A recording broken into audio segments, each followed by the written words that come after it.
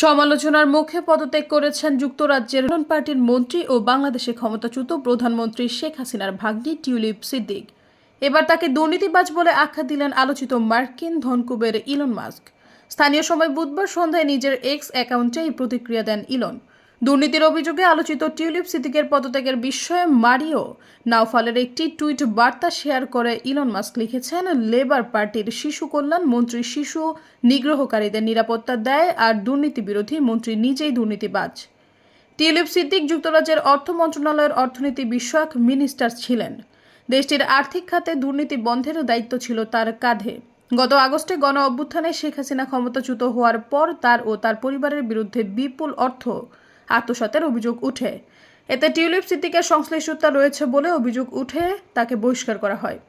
এক পর্যায়ে যুক্তরাজ্যের সিটি মিনিস্টার পদ থেকে পদত্যাগ করেন তিনি। সৈয়দা ফারিয়া, সমযোগ।